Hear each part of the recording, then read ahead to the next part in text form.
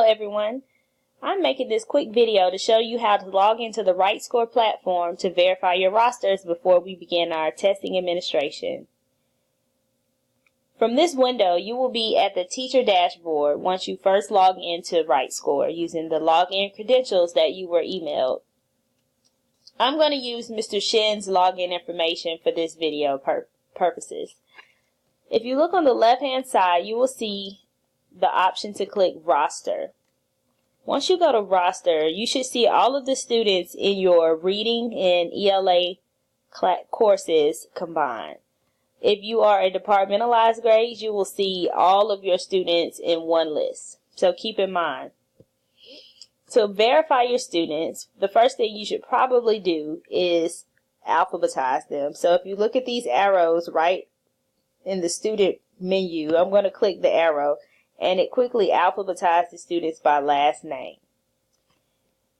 I would also have next to me a paper copy of my eSchools roster that is most currently up to date so that I can quickly cross-check the names on the RightScore login screen with my eSchools roster. I'm going to look at Mr. Shin's list and I notice a couple of students who are missing as well as a couple of students who are here that should be located in other classrooms. Let's start at the top with Marcus Allen. On my list, he's in another homeroom. So I'm going to click this withdraw word over here to the right side in red. And if you notice, his name quickly disappeared from the roster.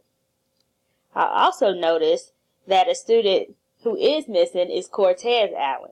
So if you look at the top right hand of the screen, I'm going to click Add Student. When I click Add Student, I am going to type that student's name. So I'm going to type in Cortez, last name Allen, as well as his student ID number, which I have at hand.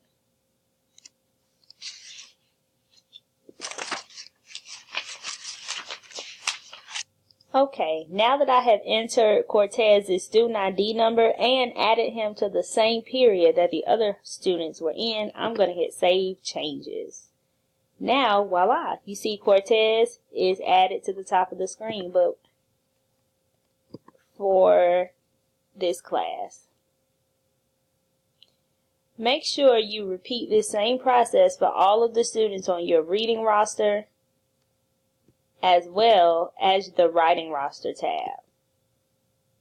It might be a good idea to scroll all the way to the bottom and change the results to 100 to make sure that you aren't forgetting any students.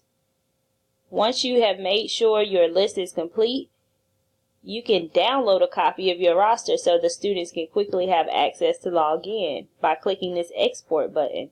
If you notice, it created a download for an Excel document to my computer.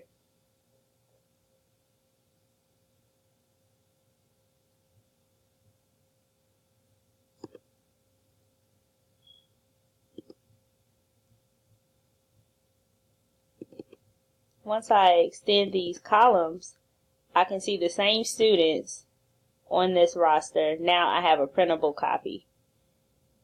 It's important to know how the students' names are spelled because the students will need to spell their names exactly like it is on the RightScore login platform when they log into the assessment. They will need their last name, their first name, their student ID number, as well as their teacher's last name.